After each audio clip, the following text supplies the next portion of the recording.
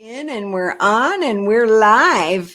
And hi, it's LeAnn Riley here. And I'm with Peter Hagen. Hello, everybody. And we'll do introductions, but we're going to wait a little bit here. So right now we're just talking about the cold weather coming to Minnesota. There, Drew says he's from Pennsylvania. Oh, there we go. Great. So this is LeAnn Riley's Real Estate Investing Club. We have a live webinar, and it's held the second Wednesday of every month. I think I'm going to be doing them more often. I want to talk to you about, I don't know if we look fuzzy, but we're trying a brand new webinar platform today. So tell us in the comments, do we look fuzzy or are we clear? So what happened is Chris. We had some technical stuff today around the new platform. So anyway, let us know if we look fuzzy or if we're clear. And that's why Peter and we're here live, see? Right next to each other. So we're going to have some fun today, and we are going to learn about real estate. So I'm going to just Larry says we're fuzzy. Oh, see, I figured we're fuzzy. So I just apologize. You just have to bear with us. And I was talking to tech support almost all day today, and this is the best we got, even with hardwired internet. So you're still going to get the good news. So here's the thing. For over 10 years, I've been educating real estate investors about what's going on in the market and the trends. And you have to keep up because real estate changes. And pretty much no matter where you are, unless you're in a small town of nowhere, there's a low inventory right now. Okay. And I've been teaching mostly here live in the Twin Cities market, but now I've invited all my national friends. So welcome from wherever you are who's on here today. And also, I just want you to know this information is priceless. It's hot. It's new. And I know some of you read the title that Peter is going to tell us about wholetailing. And I'll tell you a funny story, Peter. The first time I got an email that said wholetailing, I thought, that guy doesn't know how to spell. Typo. And I thought, I didn't understand because you know what? I didn't know what it was either. And I think I only first saw the word like a couple years ago. I don't know if somebody invented it, but I like it. Yeah. And so we're going to dig into that today together, and from somebody who's got experience doing wholesale and wholetail. So, and it's not a motel hotel we're talking about either. Right. So we're here live for you. And how the webinar works, I just want you to know you can raise your hand if you have a question. See that over there by the chat box and in your control? You raise your hand, or you can type your question in the chat box because we can see the chat box. Okay, and hopefully you're in your jammies or something comfortable and you didn't even have to go anywhere. So that's somebody from God's country. Hey, Rick. I'm from Wisconsin too. So there you go. Where are you from? Go Pack, go. Where in Wisconsin? I grew up in a little town called Owen, which is halfway between Wausau and Eau Claire. Okay. So north central. North, that helps. If you're going on 94 from here and you cut across through the state to like Green Bay on 29, it's right on the way. All right. So I'm always going to have guest speakers, and you can learn from the experts, and you can make sure you register for the LeAnn Riley Real Estate Investing Club. And it's a Facebook group too, but and we've been sending out emails, and then you'll be included and invited, and we'll let you know who the speakers are. So again, I'm LeAnn Riley. I've been teaching the art of real estate investing made simple for over 25 years. And I'm a real estate expert who helps clients buy, sell, and invest. And on top of that, I lead the Encore investment team. That's a team of realtors who specializes in investment property. So myself, I'll tell you a little, just briefly, my story. That's a whole webinar on its own, but I did build a multi-million-dollar portfolio of properties, including residential, multifamily. That was really big, inner city Section 8. We did condo development, bought some commercial property, vacation properties in several states. South Carolina is my favorite. And as a national coach and trainer, I teach people the proven profit formula, people all over the US, and that's to help you get started as an investor. There's 7 steps, help you choose a strategy and a location and acquire properties. And remember, the club is free and you get these live webinars. So my personal mission is to educate and help you be successful creating passive income streams through real estate. So again, you're going to put your questions for Peter in the chat box. What's Rick telling us? Oh, he's having trouble with the chat. He might not be able to chat. He's having trouble on his iPhone chatting. But he is here. Yeah, but he's here. Okay. And so that's how you ask the questions, is over there, or you can raise your hand and then I'll see it and we can go there. What's this red button mean? Does Ollie says we're fuzzy? I don't know. It says Marcus. Okay. Yeah, we know we're fuzzy, Ollie. Everybody, we're on a new webinar platform. And even though I was on the phone with tech all day, not working so great. That's why Peter's right here live next to me. So we're going to really try to answer your questions. But first, I'm going to ask Peter some questions just so we can all get acquainted. So let's start, Peter. So tell me, how did you get your very first real estate deal? Okay, so I was a young guy, and I went to school to be an educator. I was going to be a history teacher. I wanted to be a basketball coach. And I got through my student teaching and just quickly realized that it just wasn't the gig that I thought I had signed up for. So I got married, and then I was having a child. And so I needed to create some stability. So I was offered a position because you know how a lot of us have worked in the service industry as when we go through college, and I was no different. So I was serving and bartending at a steak place, and they offered me a position as an assistant general manager. And so I accepted it because it was the sure thing. And I was having a kid. I just got married, so I needed some stability. The J-O-B. Yep. I bet some of you guys are thinking that's what we're trying to get rid of with real estate, right? That's right. Yep.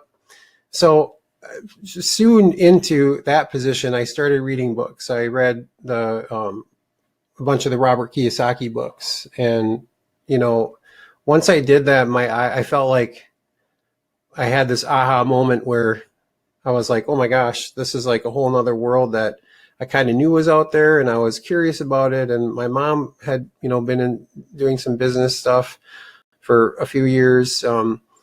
And so, but once I read that book, it was over. Like I was already hooked, and I knew I needed to, you know, figure something out. So about that same time, I bought my first home for me and my family. And as the story goes, I got to the closing, and I mean, I just didn't see my realtor doing that much work. And, you know, she got like a $5,000 commission, which is like, you know, 2 months salary for me. And I was like, man, I could do that multiple times a month, easy. And I thought, you know, I could make some money doing that. So I signed up for real estate classes. And I actually gave my notice pretty quickly to the place where I was at. And I kind of demoted myself and went back to serving and bartending. And actually, since I just bought my house, I didn't have much money because we had a down payment and all that stuff. So I actually went to a local real estate broker, and I convinced her, I talked her into paying for my schooling in exchange for committing to minimum 1 year at their brokerage.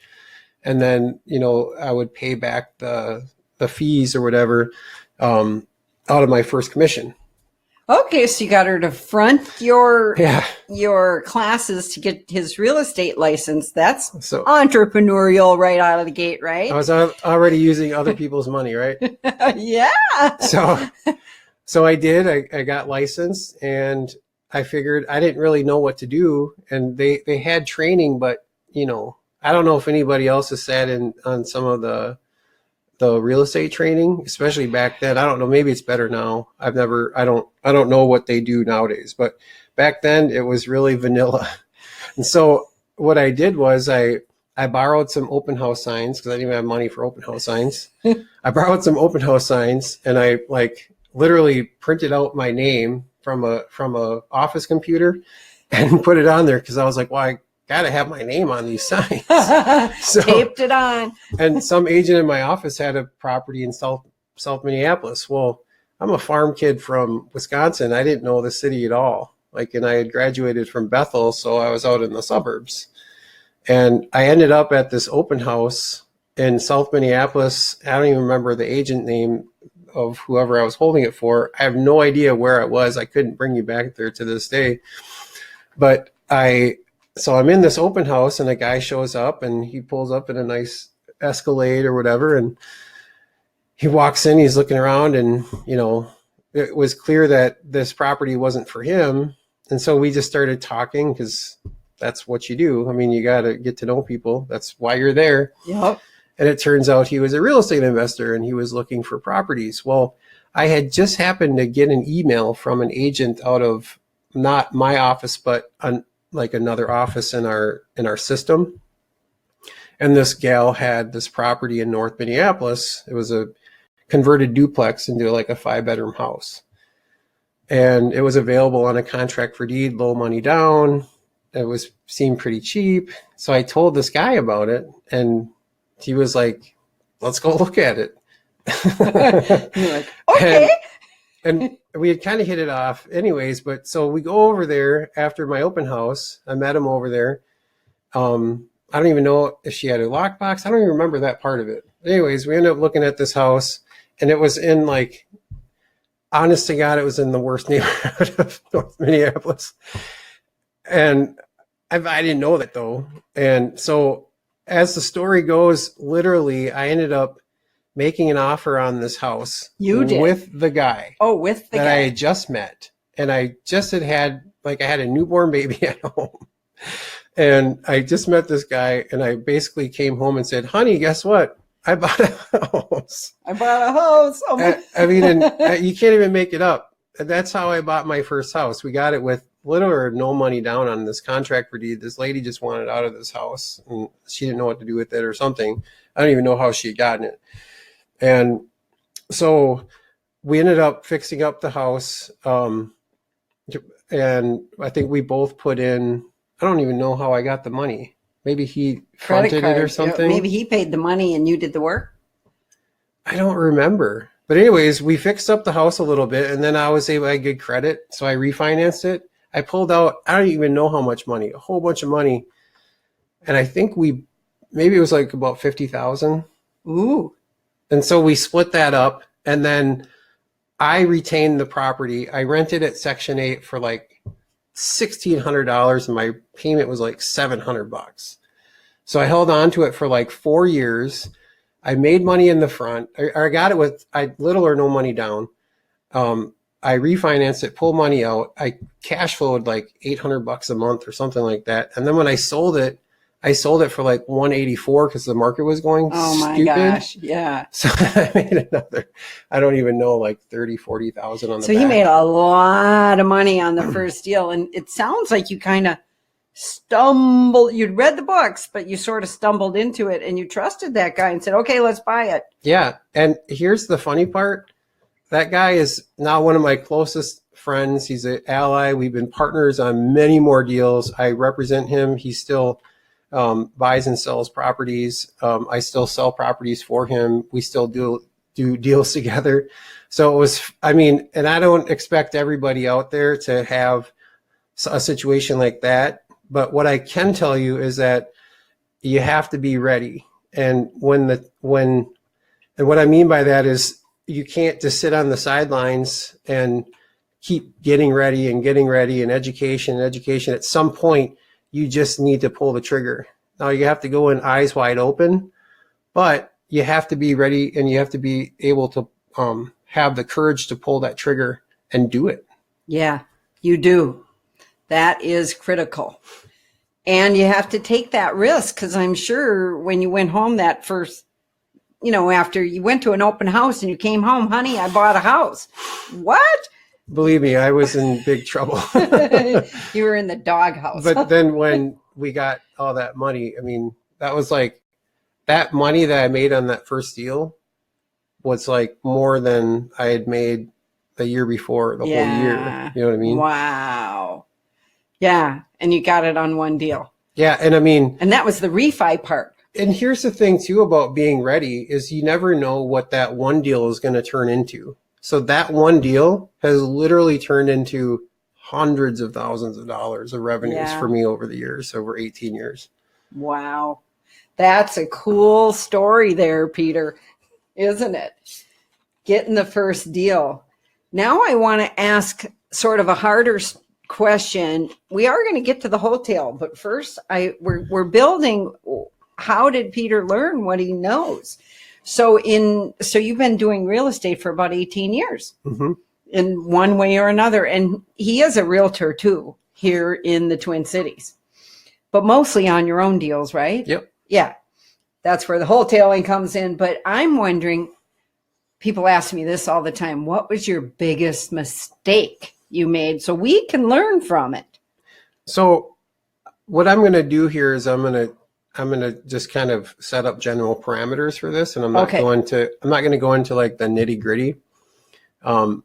My biggest mistake was a partnership, and I'll tell you about this a little bit. Basically, I went into business with a person that was really, really good in certain aspects of business, but didn't really have any background in actual real estate. And so eventually it became too hard to try to function on the real estate aspect of it because I was doing everything. And this was actually very recently. So I want to make a quick comment because I say that same thing too about partnerships. It's almost like getting married. You better really know who your partner is. And like the guy he met 18 years ago, even though he took a leap, you guys have a strong trust and it works. But that was different because we had a partnership on one deal.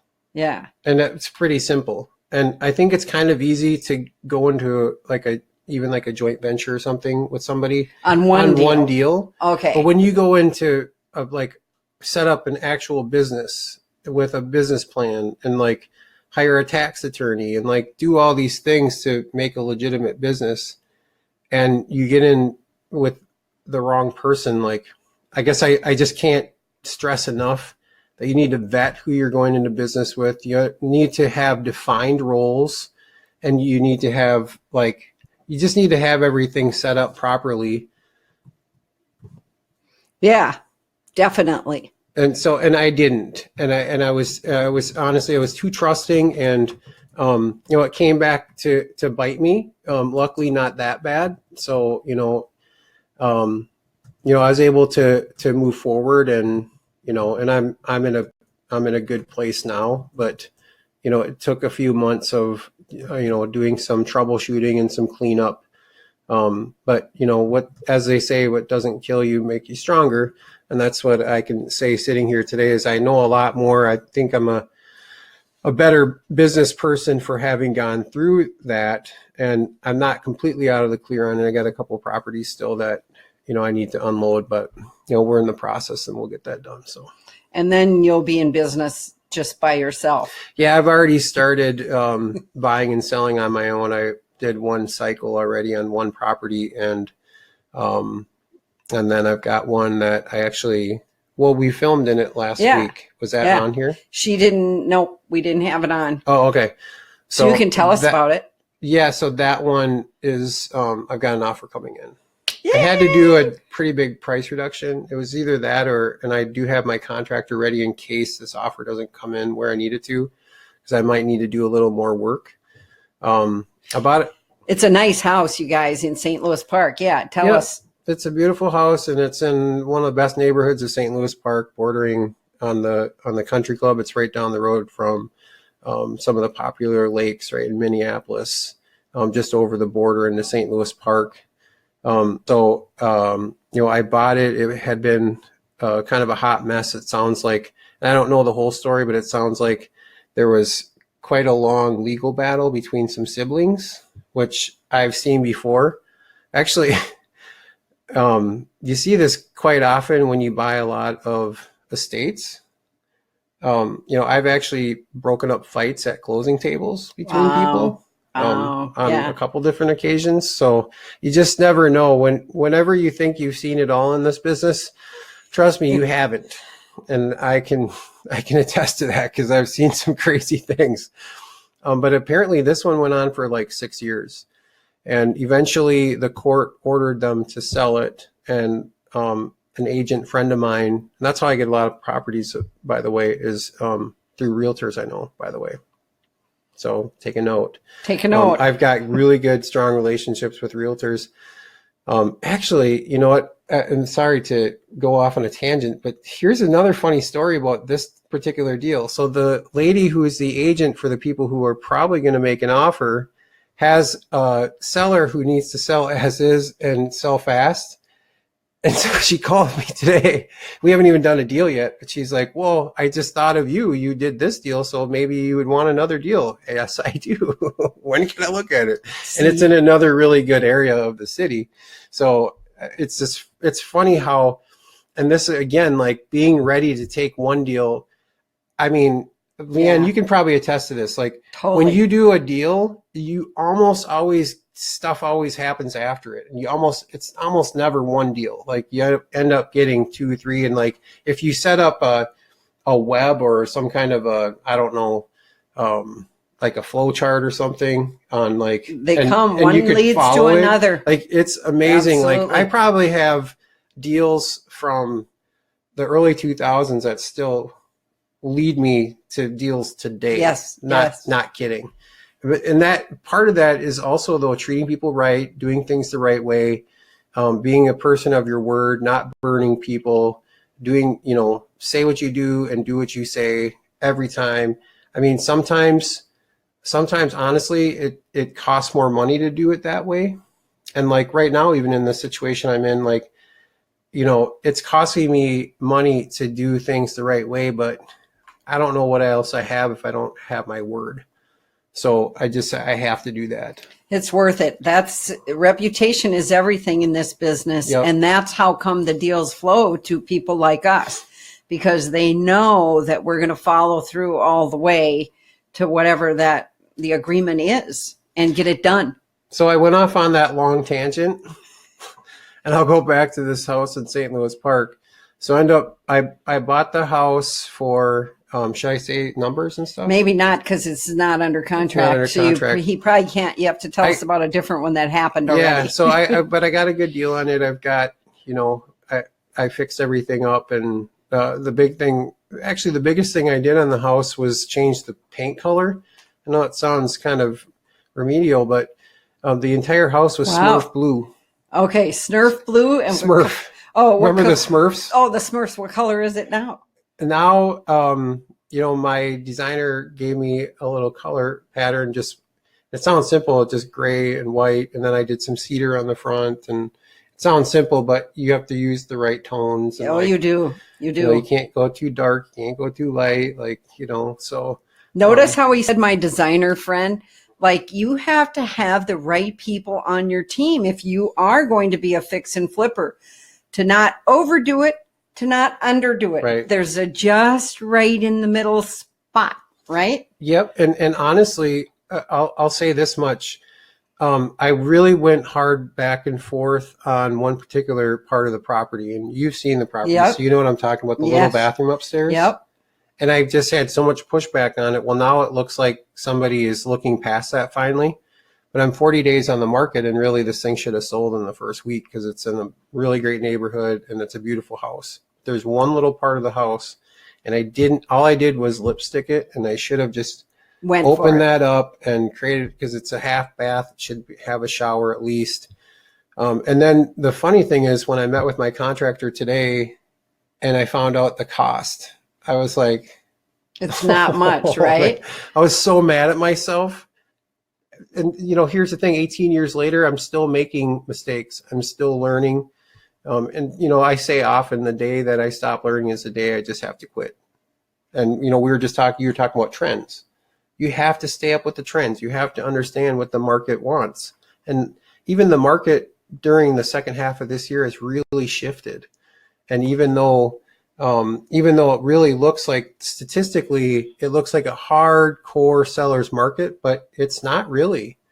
You have to have the right property. And, I call that an anomaly. Mm-hmm. His property is beautiful, outdoor space, kitchen to die for, but he's talking about upstairs. There's a little bathroom.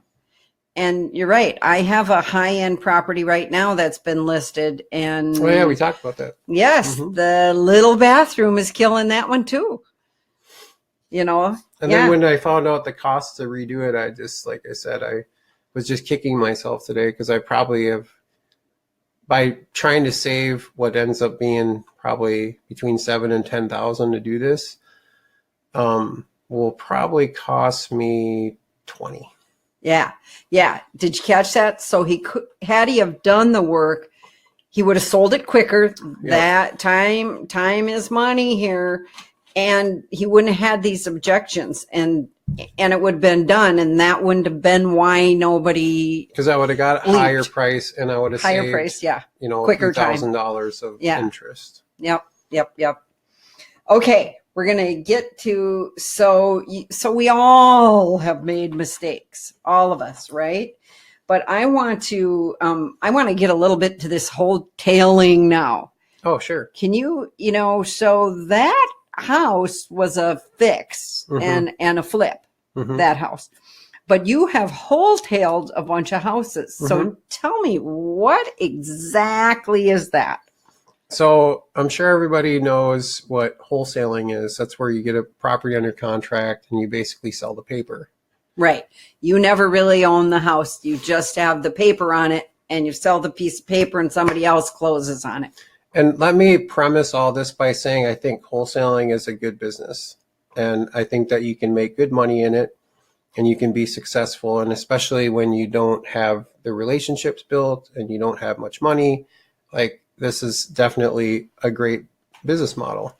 There is one skill with wholesaling, though. You do have to have good people skills. You do. Because you have to talk to those sellers and know what to say and know how to say it and know the market to be able to execute that contract, to get that house under contract. And Peter's good at that. So the number one problem that I see with the wholesale properties I get is that they're vastly overpriced, and then combined with, typically whoever sends it to me has overvalued it too, and then the third whammy that I get a lot is, and this is actually even more common than the other two, is drastically underestimate the expenses to fix it. So there's three numbers that were off in the formula.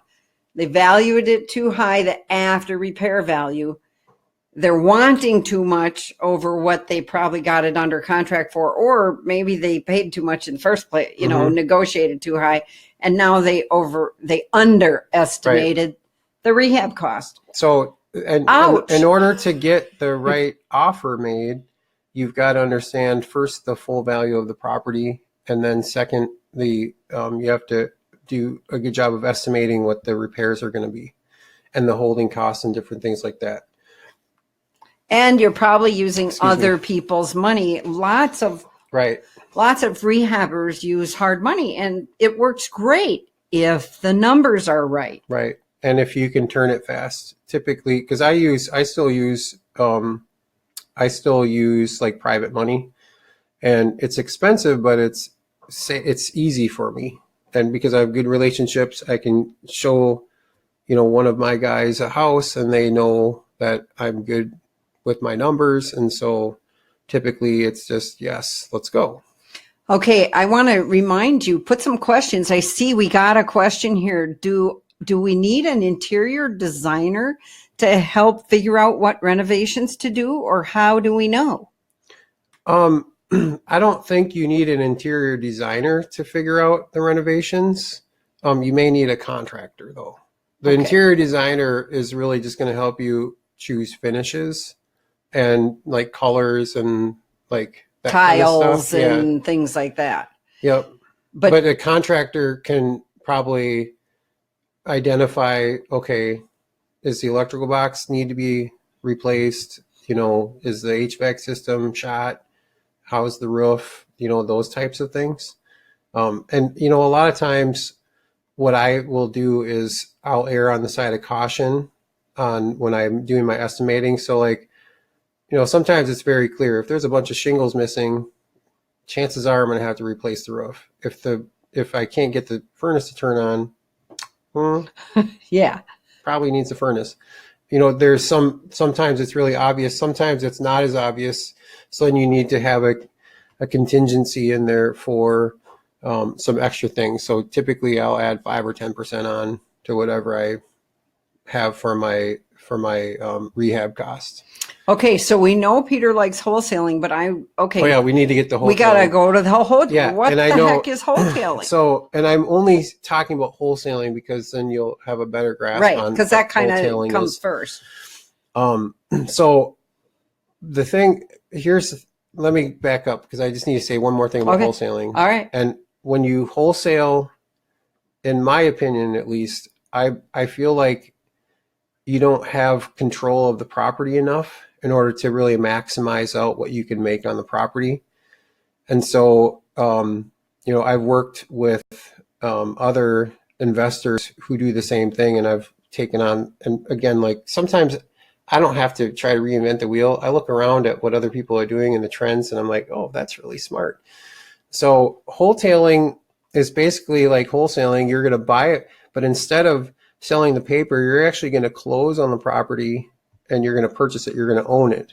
Now you hold all the cards with that property. So what you can do is, and rather than doing a full fix and flip, what you're going to do is you're going to clean it out. You're going to make it so that it's, so that you can show it to prospective buyers, and you're just going to pop it right back on the market. Now, you have to buy the property right in order to do that, and that comes back to those estimating, because ultimately an investor is probably still going to buy that house. Sometimes you get a DIY type buyer who's going to live there. And actually that's, in my experience, the way to maximize out your profit is to sell it to somebody who can live there, because typically they can afford to pay more for the house. Yeah. But I love being able to just clean out a property and put it on the market, and because it's basically buy low and sell low, just like wholesaling, except that you have an opportunity to make exponentially more money as long as you know you can sell it right away. Because when you wholesale, you can only bring in a certain amount of people. Right. And you have to typically, what I see is, if it's not vacant, then you have to get some kind of a long inspection period, or you have to think of some creative way to get people to be able to come in the house and look at it. With this method, I can close on it, and even though I've incurred the cost of some interest, maybe some points, and some holding costs, utilities, insurance, those types of things, it's so much greater of a profit line by being able to clean out the property, being able to show it, and most importantly, be able to list it on the multiple listing service. I don't know what you think, LeAnn, but when I list a property as is on the MLS, it's just people crawling all over it. More so, and like, you can have the best wholesale list of, or investor list ever. but then you're still stuck to only investors. Well, that's never as big as the MLS. And that's Right. what sometimes I've had a piece of property that the owner, I have it right now. It's off market, you guys. If you're interested in a duplex or a single family here in Minneapolis, I've got some off market. And I actually said to the Wait, seller, why did you offer them to me? well, I said to the seller, hey, we'll talk. I said to the seller, why don't we put it on the market? Because then we're exposing it to everybody. You know, we would have that many more chances. It's like making the bullseye or just going for the tiny little piece. Mm-hmm. Let's go for the bullseye. And they had some personal reasons, both of these particular properties. But I always encourage, put it on the MLS. The market tells you what's going to happen then. Right. Either people will flock to it, and usually it's multiple offers if you priced it right, or, you know, the market's going to tell, like the market told you that you should have done the bathroom, Mhm. right? Yep. You just, The you market get it told me in that enough, for sure. you get it in enough comments. Many times. You know something's wrong. And on this wholetailing, I see we got somebody on here. Maybe I better not say names, but I see somebody on here that I know who just did a fabulous wholetail. And it was a friend. They were going to sell it actually to Zillow or Open Door. I don't know which one. And these are these iBuyers that are out there in a lot of the larger cities. And they come in. They usually say they're going to pay. Let's just use this townhouse I had in Chanhassen. Let's see, we said 225, and they came in and said, okay, 215. But then after they inspected, they were down about 180. Oh boy. You know, like then they chop it down after they have four people comb through it and they chop it all down. Well, in the end, obviously the seller went with somebody on my team, listed it, and we got, I think she got 224. Wow. So there you go. And she didn't do anything. And this guy needed to sell it quick. So the guy on our call, he went in and bought it. He's a realtor. But he knew the guy. So he said, hey, I'll buy it, and I'll buy it this week. So he closed on it. And I think he spent 5 days cleaning, painting, put in some new appliances. It was a really fast 5 days because he was going out of the country. And he put it on the market for a lot more, like 40 grand more. So there you go, 40 grand in, you know, maybe it'll take him a month because he's got to close on it on the other side. Right. But that's quick. And he just cleaned, painted a little. Well, that's the other thing too with wholetailing is you can do a little amount of work, you know, I think it's still a true wholetail. Yeah. If you just go in and clean things up, and like maybe there's a really ugly room that you just paint quick, or like you said, throw in some new appliances. That's maybe like they the just thing were to do. Way out of date. Yeah. Yep.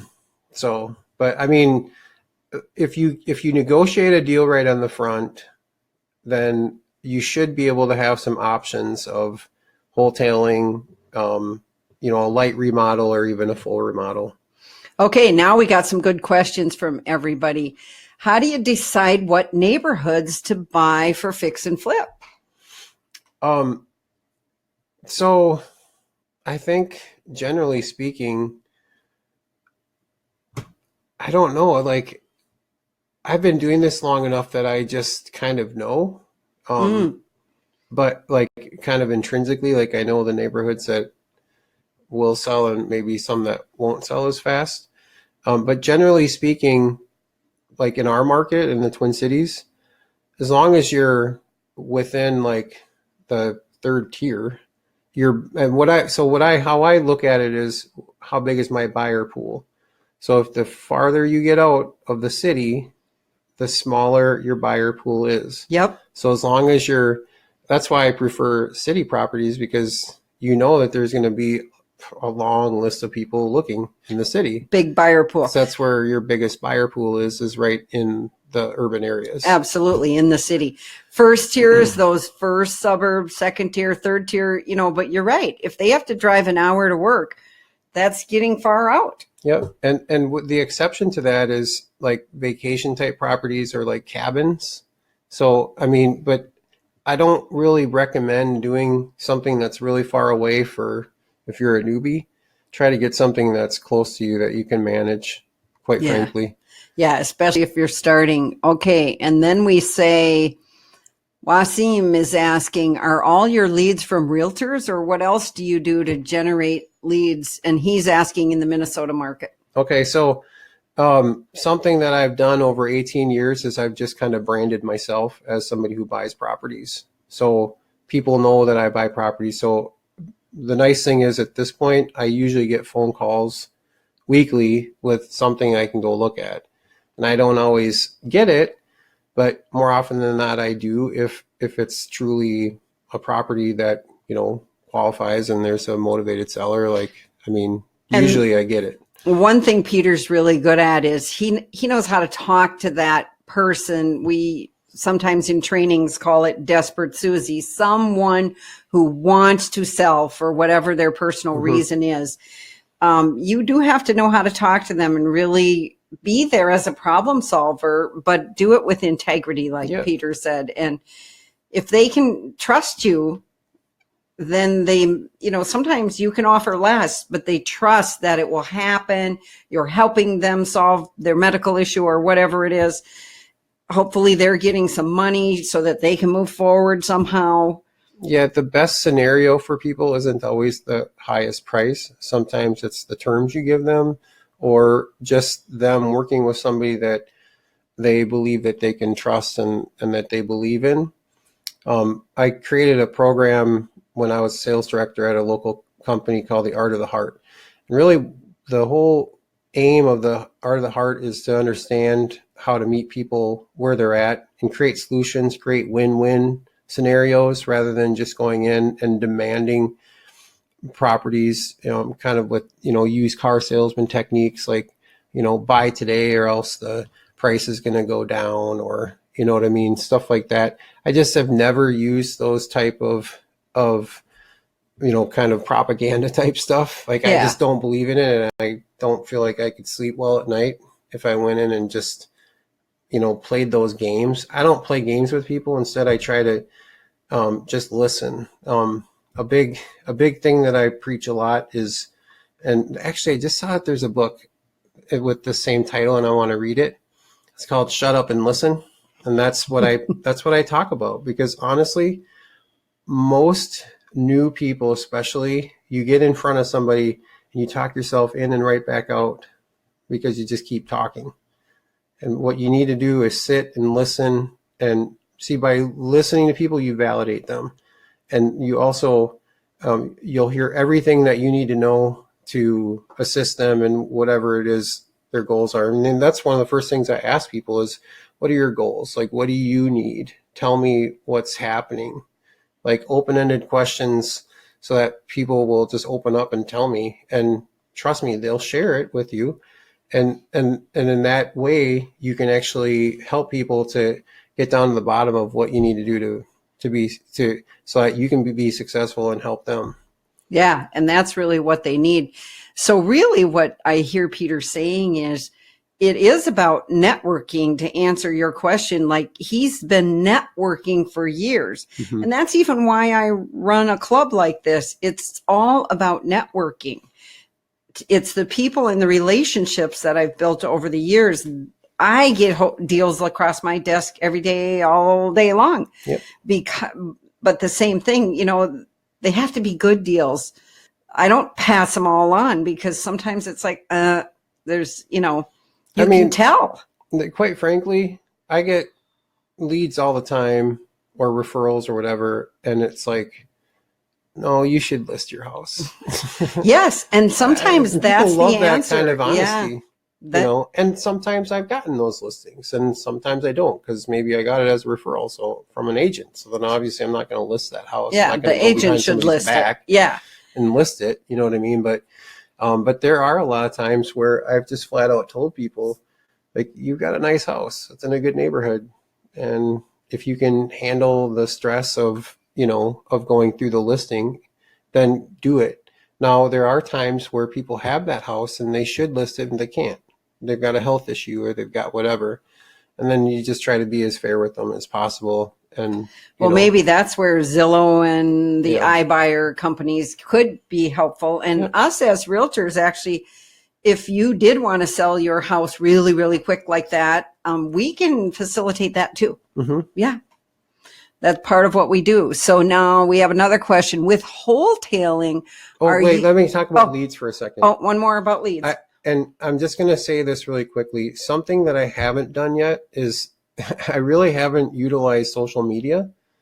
And I'm actually meeting with an old friend of mine tomorrow who is. And so I am entering into this century, this new millennia. Finally, I'm kind of old fashioned. I like to just get in front of people and meet them and, shake their hand and get to know them and buy their house or whatever. So I've kind of like not gone as far as I should have. And quite frankly, it's a little bit of a mistake. I'll be honest with everybody out there. Like I should have been a little more up to date on this, but long story short, you're catching up. I'm getting there because I would like to do more deals in 2020. Yeah. And you guys, you're probably on here because I am active on social media, and it is important. A lot of things are happening. And especially if we look at the millennials, they live on social media. Yep. Exactly. I have to have a rule when people are at my dinner table. No phones, Oh yeah. We have the same rule though. Yeah. Put them in the bucket. Rule. Yeah. It is a great rule because otherwise our kids are on there all day. So with wholetailing, are you finding problems with FHA buyers? The short answer is yes. But if it's a FHA buyer that can qualify for a 203K program, then they can actually get rehab money to fix up the house. Now in a conventional FHA buyer, they typically can't buy a property as is because they have certain requirements or guidelines that FHA has in order to purchase the house. So when the FHA appraiser comes through the house, they're going to have, this issues list of. So what you do is when you put it on the MLS, you only make it available to conventional cash or FHA 203K, like rehab type loans. And one of the things that I do too is I make sure that I have really great mortgage connections so that if I did have a buyer, then I can send them to the right mortgage person who can get that 203K, or just a construction loan sometimes is easier than a FHA 203K. It kind of depends. And actually less paperwork.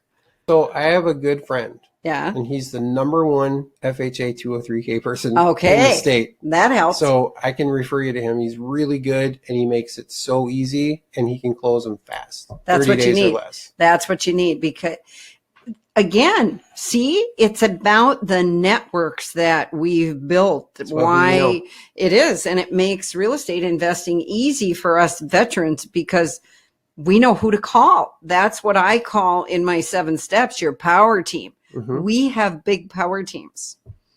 I see another.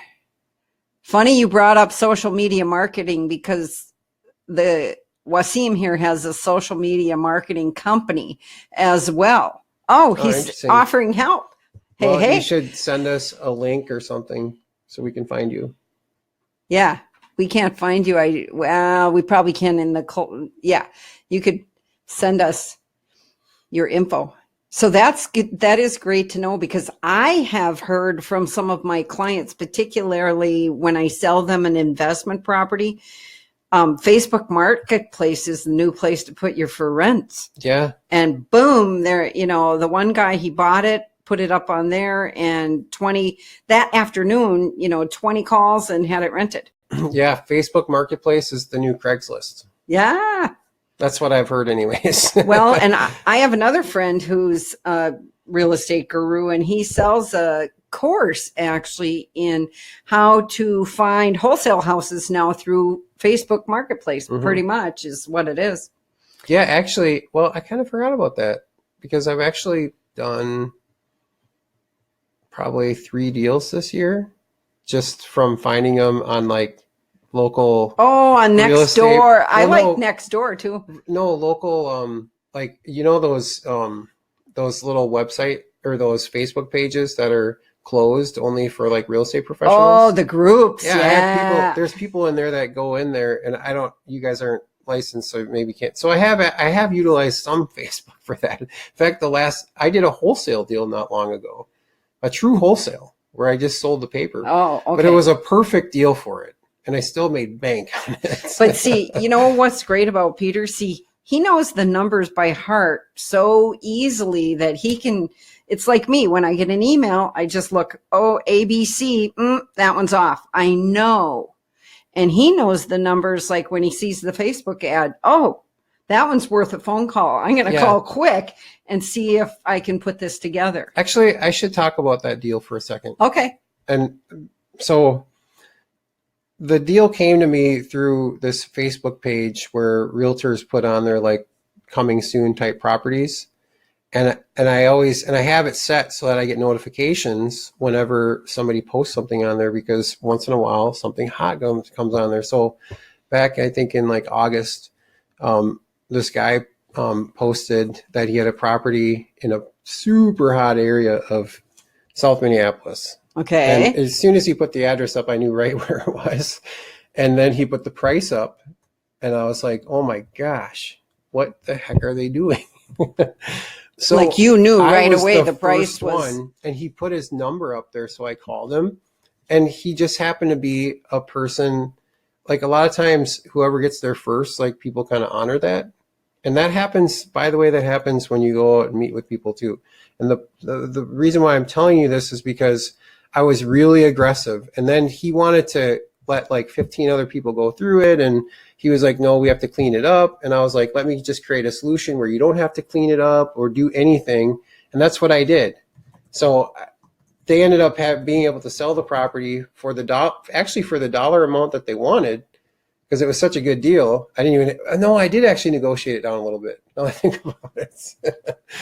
So I negotiated it down a little bit, and then I had a friend, rehabber of mine, that happened to be looking, and he happens to use the same hard money guy or private money person. And so that's actually how I got connected with this guy. And I told him about the property. They went and looked at it, and we closed in 7 days. I don't even want to tell you how much I made. a lot. See, but that's from knowing a good deal. Knowing a good deal from a bad deal. And really, you guys got to be trained on that, because when you can spot it, you got it. But also being aggressive. And like I said, like he wanted to open it up so that like a bunch of realtors were going to parade through it. And I knew if it got to that point, it would probably get bid up. Yeah. And so I was like, no, I'll just take it as it sits. And when I got there, honestly, I had on my flip-flops because it was a warm summer day. And thank God I always carry shoes with me for this reason. I went out and got my shoes because I couldn't even walk through there. It was bad. It was so hoarded in. Yeah. I mean, it was bad. And I see why he was selling it the way he was, because he couldn't even walk through there. Yeah. Hoarder houses are good houses, aren't they? Yep. Okay. Any other questions? Go ahead and put them up. We've got about 8 minutes left. So I've got, let's see. I got a question. Oh, we have a question here. Oh.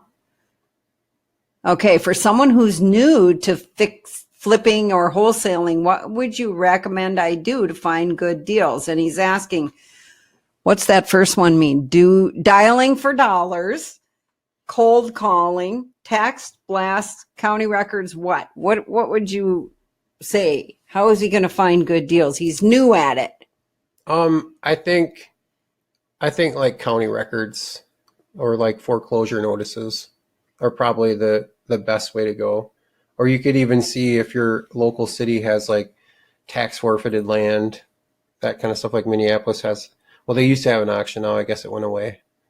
I got an auction. I got a report this week. Really? Yeah. Oh, somebody told me it went away. They were probably just trying to keep me away. Maybe. Oh my gosh. The competition is fierce. Somehow I got on the list and I get a automatic email. Oh, funny. Yeah. I'm going to have to look at it, because I was going to go, and then somebody told me. I was talking to some guys who buy a lot of properties, and this is so funny. There's 3 or 4 of them. They buy a lot and they pay cash. They're kind of hard money guys. And they said they always show up at the auction, the same four. So now they started, rather than bidding against each other, they all know each other. They kind of like now got their own order going on so that they're not arguing, or they partner many times. You know, like, why not do this? I know a couple other guys who've done that. Why too. push this price up? Because we're arguing over it. Let's giving go the city together. more Let's money. go together. Right. So I think that shows cooperation, doesn't it? How about driving for dollars? You mean Like door knocking?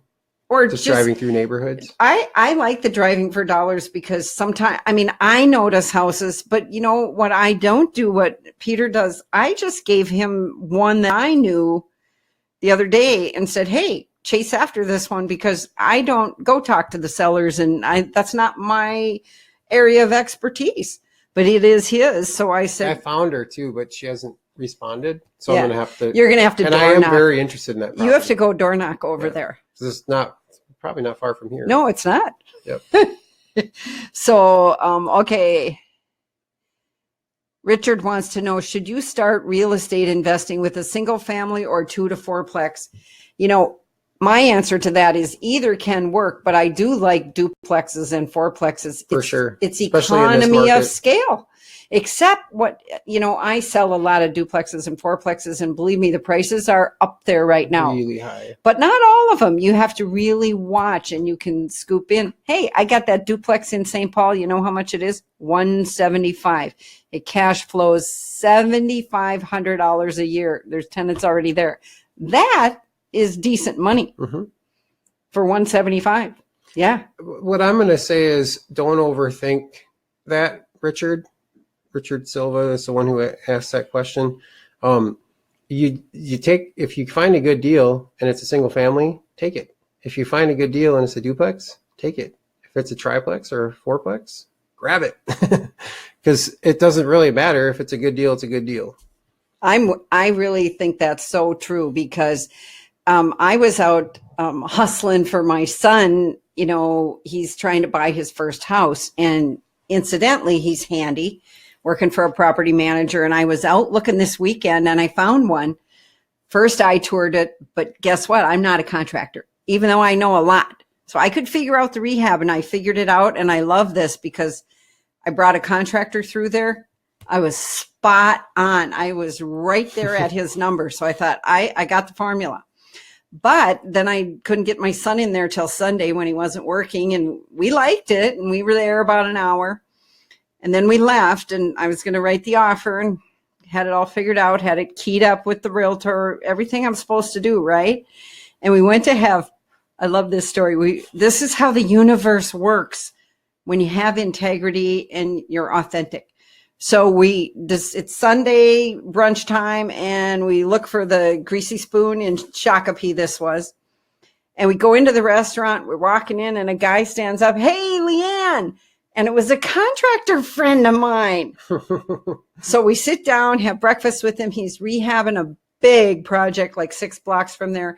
And I say, hey, will you come over and look at this house? So we go back over to the house, and we couldn't tell if there was a foundation problem or maybe a mold problem. I didn't know that. And he cleared it up right away, and we didn't make our offer. So isn't that great that I just ran into him right there, and we were able to solve it? That's awesome. I know. I was like, wow, I'm blessed. Okay. Wasim's hungry. He's wondering about driving for dollars. Should I drive through neighborhoods? I'm ready to hustle. Well, I want to ask the question then, what about bandit signs? They still work, don't they? They still work. It's not something I've ever done. Really? Mm-mm. Okay, because I know. But I've worked with other people who've done them. Yeah, they still work. You know what I'm talking about? The We Buy Houses signs with the phone number. They still work. Yep, they still work. So if those corrugated signs are super cheap. So if you want to hustle for deals, you can go put the signs out on Friday and pick them up on Sunday night. I mean, just do yourself a favor and put them in places where the city doesn't come and get them. Right. That's why you put them out Friday and pick them up Sunday, because Right. the city, because otherwise they'll be gone anyway. Yep. All right, we're down to 8 o'clock. Now I'm going to end with one last question, and it would be, So Peter, what are you up to like now? What is your 2020? I'm just wondering trend wise, maybe we'll get an idea of what we should be doing. So something that I've avoided for a long time is to buy and hold properties.